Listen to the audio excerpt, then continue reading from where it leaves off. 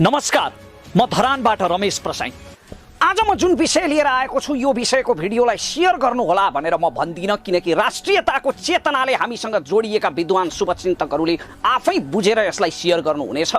यस्तो संवेदनशील विषयमा जुन विषयमा म आज बोल्न गइरहेको छु यो विषयमा पनि नबोल्ने ओठलाई नेपाली भाषा बोल्ने र यो विषयमा पनि नलेख्ने हातलाई नेपाली अक्षर लेख्ने कुनै अधिकार छैन।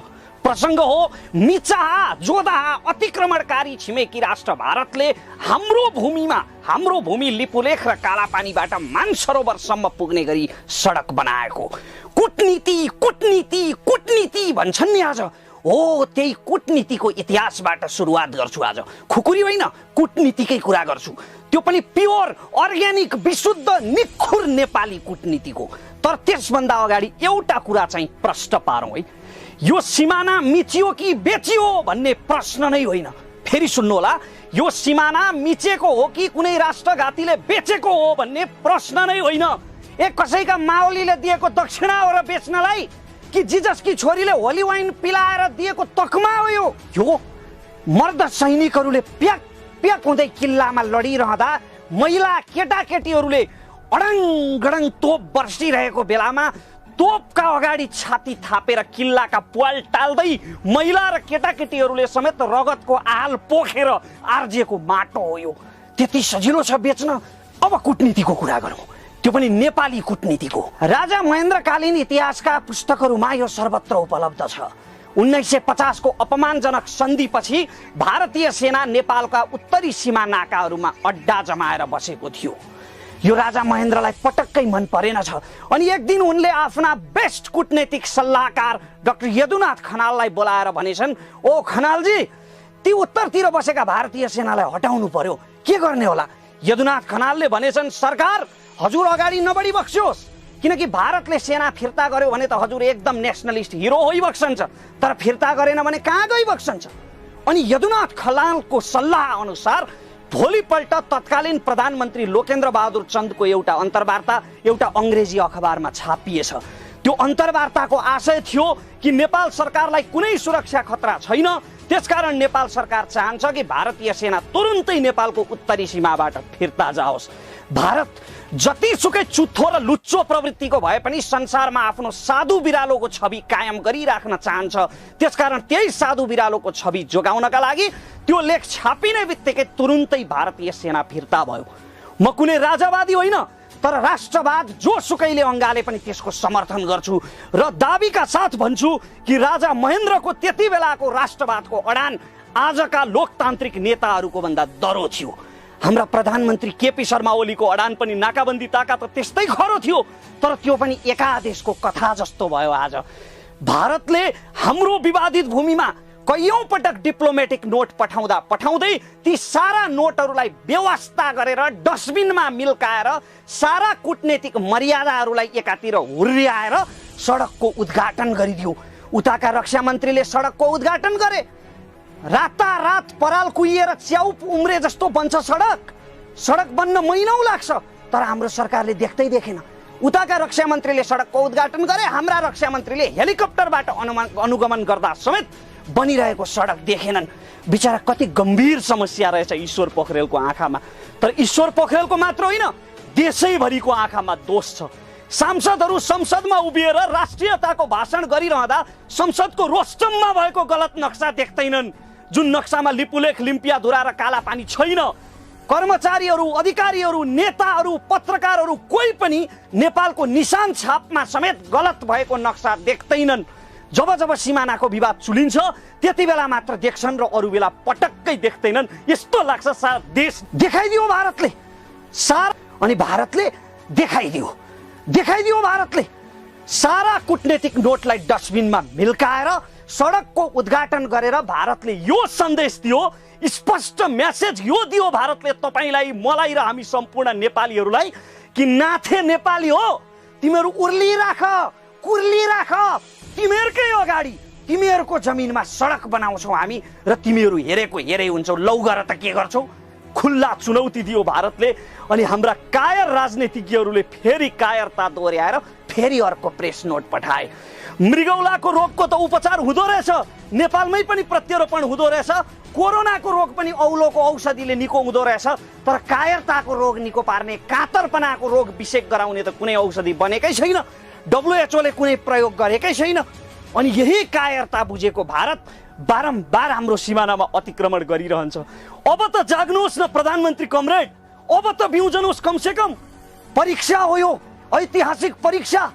यदि यति बेला पनि आँखा चिम्लनु भयो भने तपाईका विरोधीहरूले मात्रै होइन, तपाईका विरोधीहरूले मात्रै होइन, भावी पुस्ताले र इतिहासले तपाईको राष्ट्रवादलाई खोक्रो प्रमाणित गर्नेछ, बोक्रे प्रमाणित गर्नेछ।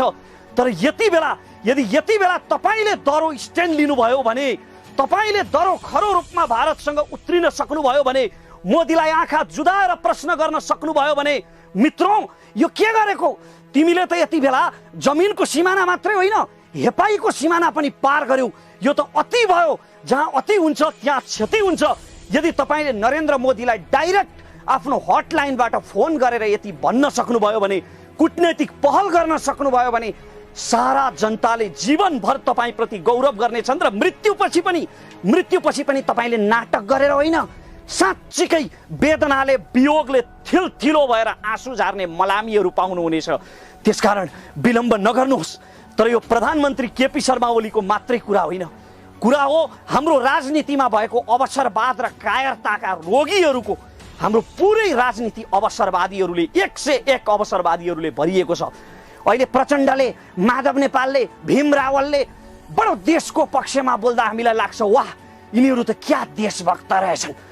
प्रचण्ड जो सुरुङ युद्ध लड्छौँ भन्थे भारतसँग, जनयुद्ध सुरु गर्ने बेलामा 39 बुँदे घोषणा पत्रमा दर्जनौं बुँदाहरू भारत विरुद्ध लेख्ने प्रचण्ड आज दिल्ली पुग्दा हिन्दीमा चिप्ले अन्तर्वार्ताहरू दिएर फर्किन्छन्, नेपालमाथि भएको विभेद र अतिक्रमणको प्रसङ्गसम्म उठाउँदैनन्।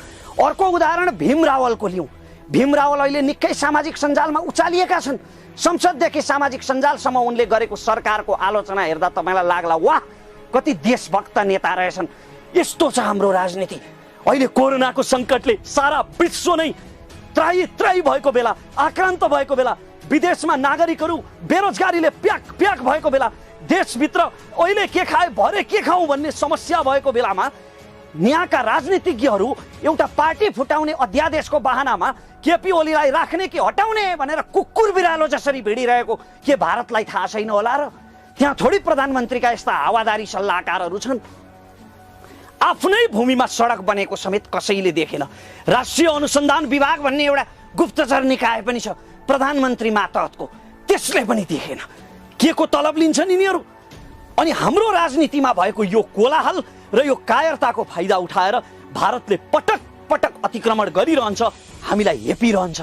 अनि हामी नागरिकहरू पनि कहाँ कम छौँ र? फेरि हिजो 2-4 जना भाइहरू युट्युबमा भन्दै थिए सेनाले 10 वटा गाडी हामीलाई दिने हो भने खुकुरी लिएर जान्छौँ, लिपुलेख फिर्ता ल्याउँछौँ भारतीयहरूलाई छप्काएर।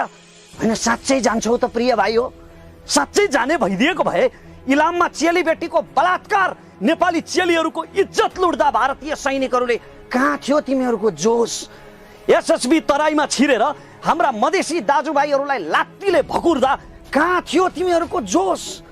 यो केवल आफ्नो च्यानल चलाउने र व्यक्तित्व चम्काउने खेल बाहेक अर्को केही पनि होइन। त्यसकारण म अनुरोध गर्न चाहन्छु कि नागरिक स्तरबाट पनि हामीले यस्तो घिनलाग्दो मजाक नगरौँ, यति साह्रो तल नझरौँ। यो व्यक्तित्व चम्काउने र च्यानल चलाउने बेला होइन। यो राष्ट्रको पक्षमा सरकारसँगै सम्पूर्ण नागरिकहरू, सम्पूर्ण राजनीतिक शक्तिहरू एकजुट हुने बेला हो।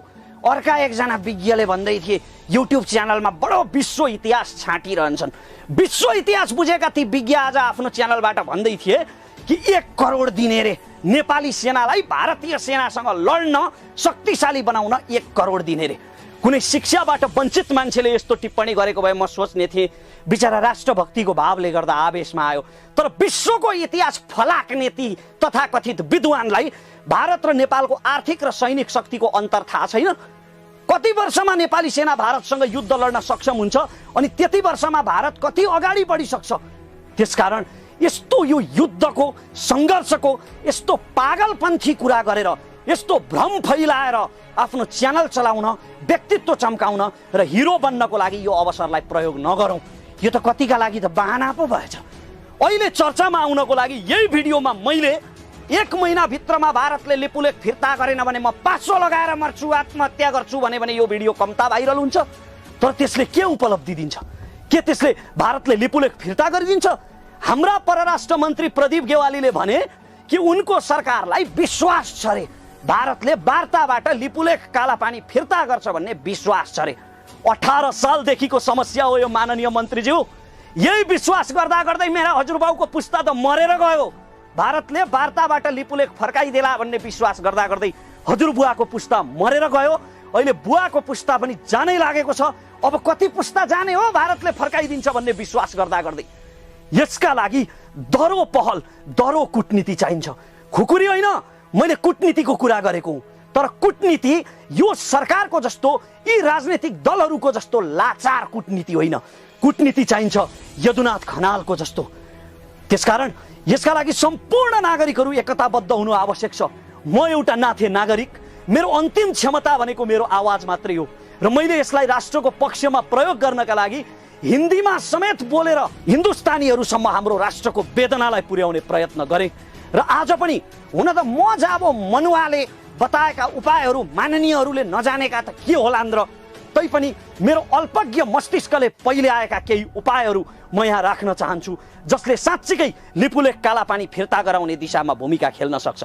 पहिलो उपाय, यति बेला यो अन्तर्राष्ट्रिय मामिला भइसकेको छ, चीन पनि सामेल भइसक्यो यसमा। त्यसकारण अब यो दुई देशको आन्तरिक मामिला रहेन। यो मामिलालाई तुरुन्तै अन्तर्राष्ट्रिय अदालतमा पुर्याउँ, द हेगमा दौडेर जाउँ भनिरहेको छैन म। तर कमसेकम यो मामला अन्तर्राष्ट्रिय अदालतसम्म पुर्याउँछौँ भनेर चेतावनीसम्म त दिन सकिन्छ नि। तपाईँले यस्तै बलमिचाइ गरिरहनु भयो भने यो अन्तर्राष्ट्रिय अदालतसम्म पुग्छ भन्दा साधु बिरालो छवि आफ्नो बचाउन चाहने भारत सतर्क हुँदैन? विशेष दूत पठाउँ तुरुन्तै सरकारको तर्फबाट। भारतले हाम्रो संविधान बारे सरसल्लाह दिन एस जयशंकरलाई विशेष दूत पठाउन मिल्ने, हामीले हाम्रो भूमि मिचिदा भारतमा विशेष दूत पठाउन नमिल्ने? फिलिपिन्स जस्तो कमजोर देशले चीन जस्तो महाशक्ति विरुद्ध मुद्दा दायर गर्यो अन्तर्राष्ट्रिय अदालतमा। एउटा टापु, दक्षिण चीन सागरको एउटा टापु चीनले मिचेको छ भनेर फिलिपिन्सले मुद्दा दायर गर्दा अन्तर्राष्ट्रिय अदालतमा चीनको पक्षमा फैसला भएन, फिलिपिन्सको पक्षमा फैसला भयो। त्यसकारण हामी पनि अन्तर्राष्ट्रिय अदालत जाने पहल गर्न सक्छौँ। अर्को उपाय, नेपालबाट भारत भ्रमणमा जाने प्रत्येक सांसदलाई, प्रत्येक नेतालाई कुनै पनि अन्तर्वार्तामा सार्वजनिक रूपमा नेपालको सीमा मिचेको र भारतले नेपाललाई हेपेको विषयमा, हामीमाथि भएको अतिक्रमणको विषयमा बोल्न अनिवार्य नियम बनाऊ। कुनै पनि भारत भ्रमण जाने नेताले सार्वजनिक रूपमा बोल्नै पर्ने, भारतका मिडियाहरूमा बोल्नै पर्ने नियम बनाऊ। अर्को उपाय, अन्तर्राष्ट्रिय शक्तिहरूलाई संलग्न गराउँ। बुद्धको देश हो हाम्रो, वीर गोर्खालीहरूको देश हो हाम्रो। त्यसकारण हाम्रो एक खालको, एक प्रकारको अन्तर्राष्ट्रिय छवि छ। त्यसकारण अन्तर्राष्ट्रिय शक्तिहरूलाई यो मुद्दामा संलग्न गराउन जरुरी छ। किन हामीले युरोपियन युनियनका, अमेरिकाका राजदूतहरूलाई बोलाएर हाम्रो शान्ति प्रक्रियाको विषयमा जानकारी गराउन मिल्ने? हामीमाथि हामीभन्दा ठुलो शक्तिशाली राष्ट्रले शक्तिको घमण्डले गरेको अतिक्रमणको विषयमा जानकारी गराउन नमिल्ने? त्यसकारण अन्तर्राष्ट्रिय शक्ति केन्द्रहरूलाई पनि संलग्न गराउँ। अर्को उपाय, नेपालका कुनै पनि कूटनीतिज्ञले, कुनै पनि अन्तर्राष्ट्रिय कूटनीतिज्ञले यो मुद्दालाई आफू बसेको देश र त्यस देशको सरकारलाई जानकारी गराउने र संयुक्त राष्ट्र सङ्घमा पुर्याउने प्रयत्न गरौँ। नत्र प्रदीप गेवालीले भने जस्तै हामी विश्वास गरिरहने, भारतले सिमाना सारिरहने, यो प्रकरण चलिरहँदा आज लिपुलेखमा सडक बनेको छ सरकार, कुनै दिन त्यही सिमाना सार्ने क्रम सर्दै सर्दै सर्दै सिंहदरबारमा नआइपुग्ला भन्न सकिन्न। त्यसकारण हामी सबैले यति बेला एकताबद्ध हुन जरुरी छ। अन्त्यमा म आम नागरिक समाजसँग पनि यो अनुरोध गर्न चाहन्छु कि यति बेला हामी पनि आफ्नो व्यक्तिगत स्वार्थबाट माथि उठौँ। अवसरवादी चटके नबनौँ। चटकेहरू भाइरल हुन्छन् सामाजिक सञ्जालमा, युट्युबेहरूको जमघट हुन्छ चटकेहरूलाई भेट्न। तर देवनारायण यादव जसले हाम्रो सिमानामा भारतीय सैनिकसँग लडेर भकुराई खाएर छत विच्छेद भयो बिचरा, ती देवनारायण यादव कहाँ पुगे? कसैले सोधखोज गरेको छ? त्यसकारणले यति बेला चटक नदेखाउँ, यति बेला आफ्नो व्यक्तित्व चम्काउने, च्यानल चलाउने, राजनीतिक स्वार्थ पूरा गर्ने धुनमा कोही पनि नलागौँ। व्यक्तिगत स्वार्थभन्दा राष्ट्रिय स्वार्थ ठुलो हो। राष्ट्र नरहे तपाईँ हामी कोही रहँदैनौँ। त्यसकारण राष्ट्रिय स्वार्थको पक्षमा, कालापानी र लिपुलेखको पक्षमा यति बेला आवाज बुलन्द गरौँ। एक दिन यो पुस्ताले नसके, हाम्रो पुस्ताले, यी लिडरहरूले नसके, अर्को कुनै निडर लिडरले आफ्नो कूटनीतिद्वारा कालापानीमा नेपालको झण्डा पक्कै फहराउनेछ। जय देश, जय लिपुलेख, जय कालापानी। धन्यवाद।